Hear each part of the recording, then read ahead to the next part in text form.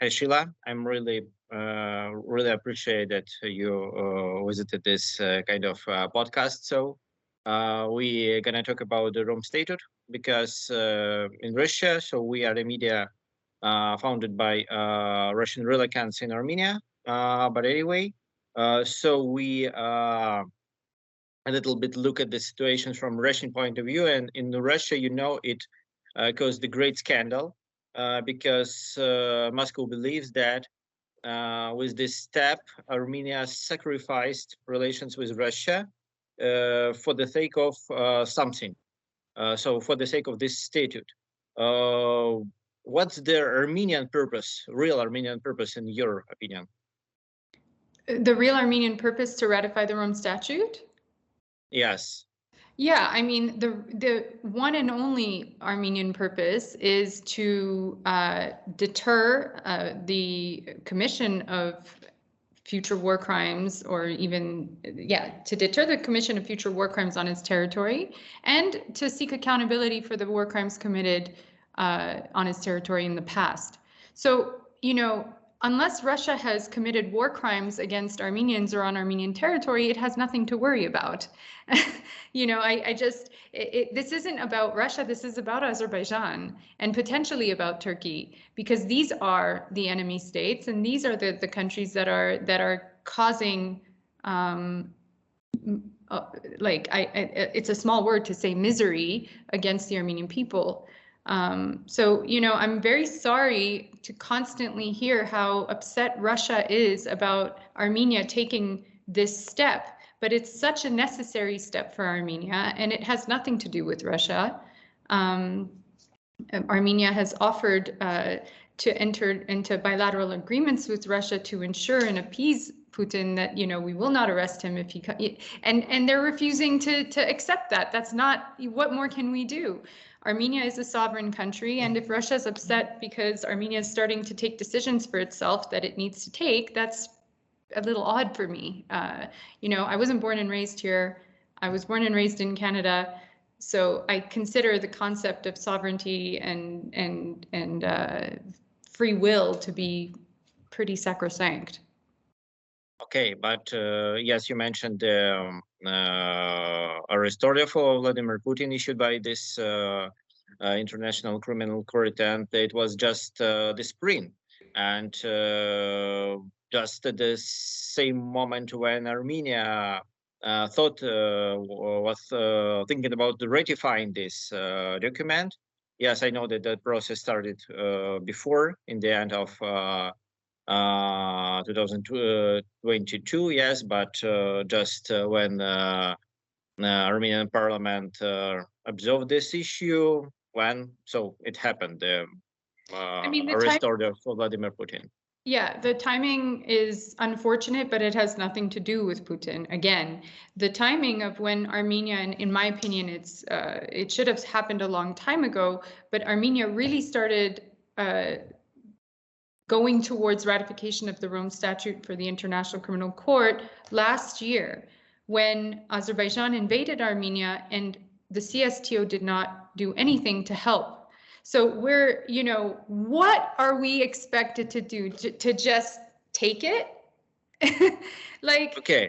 If we have no other way we have to take every single opportunity, and even if the CSTO came and honored its obligation to come to the assistance of Armenia, I would still advocate for the ratification of the Rome Statute. It has nothing to do with Russia, because sorry. Yeah, sure, great. So as far as I know, this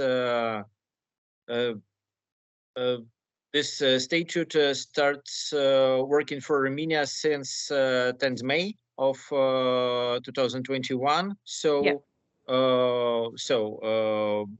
Therefore, the clashes that were in May of 2021, and then clashes that were in September 2022 could be observed in the criminal court. Yep. Yes. Is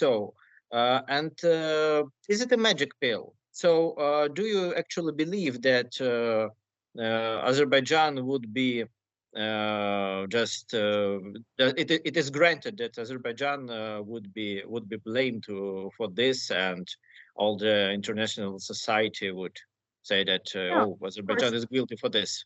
Of course not. It's not given. There has to be a lengthy process by which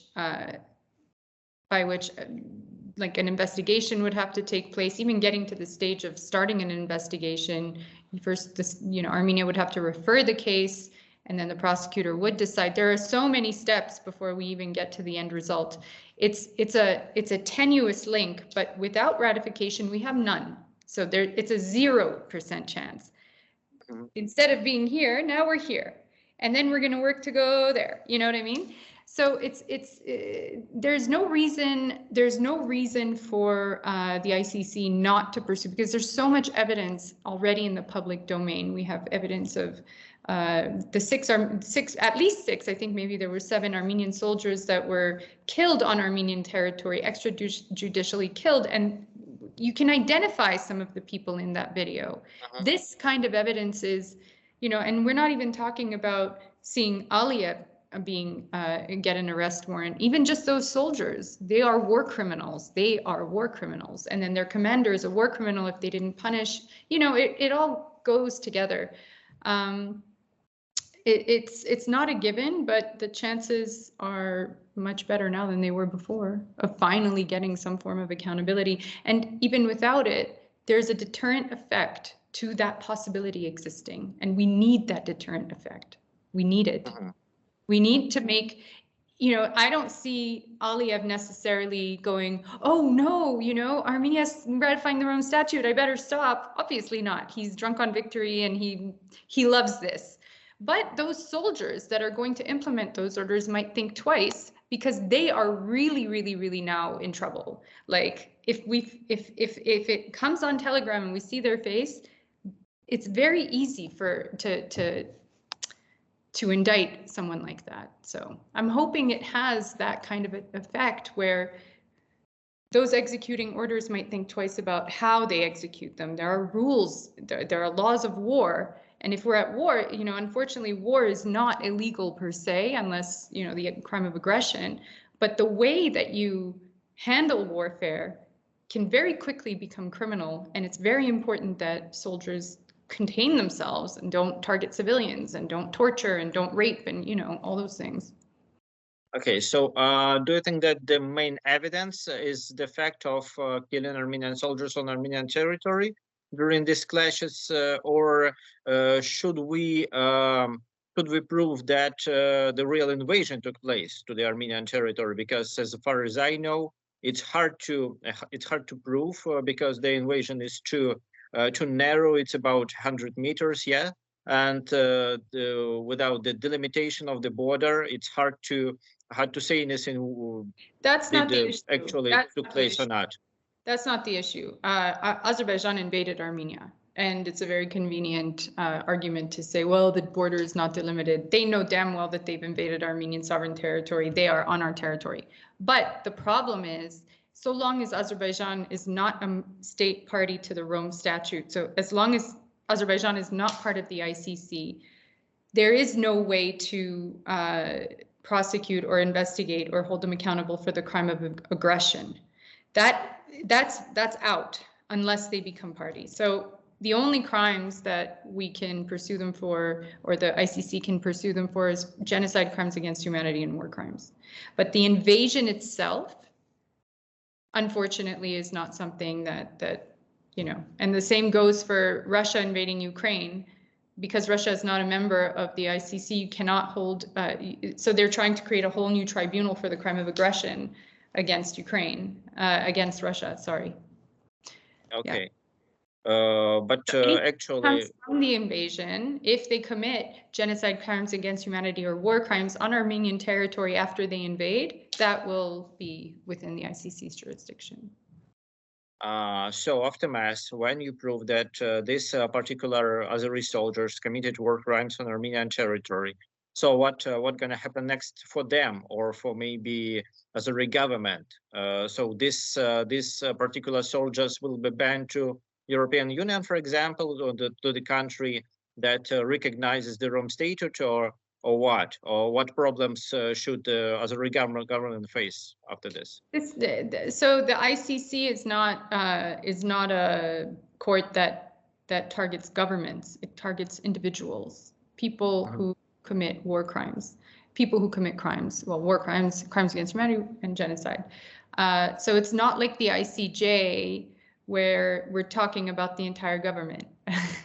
And so, you know, what the first step would be if a perpetrator were, a suspected perpetrator were identified, like let's say through the videos, and we were able to like find out his name, his location, and whatnot, an arrest warrant. It starts with the arrest warrant at the very first, an investigation, then if there's enough proof, arrest warrant, and then you wait until you can get your hands on the person.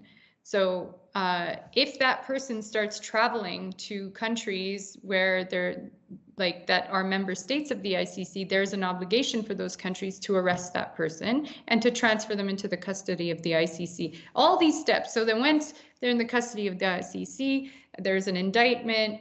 If the charges are confirmed, then he goes to trial. But there's nothing, you know, nothing can really start until that person is in the custody of the ICC. There's not going to be a trial without him. You don't have a trial while he's somewhere else, and then the Azeri government has to execute. That's not how it works. The person has to be in the custody, and then when they are, if or when they are convicted and sentenced, they go to jail. So there's nothing for the government to do. But as part of the case, when facts start being found to have occurred, it shows what, you know, maybe if this was a government policy, or if you know, who issued orders, those facts start to flesh out and come out. Okay, so it is kind of a measure of pressure for the people who just execute the orders. That's the main. Yeah, I mean, also for people who give the orders. Yeah, sure. You know, because these kinds of courts, the courts I worked for, you know, the Rwanda Tribunal, Yugoslavia Tribunal, Khmer Rouge, Cambodia, they were created to prosecute those most responsible. So we weren't really dealing with the lowest level soldiers. Once in a while, yes, but we were dealing, like, especially in the Rwanda Tribunal, but not only, like generals and ministers and decision makers. Those were those people who planned and ordered the commission of crimes. And there's just as much, if not more, like these, when you're at that level, it can be even an aggravating factor where you're more responsible, and so the punishment has to be bigger, because if it weren't for you, those soldiers wouldn't be executing these orders. That they should also know they're illegal orders, but it's very difficult for a soldier to not execute an order. You know, that there's a difference there. Yeah, so there's kind of a measure of isolation of people who give the criminal orders, and then it's also the deterrent for the future. Yeah. So what is more important, to investigate what was since 2021, or to deter the situation for the future for Armenia? What's more important?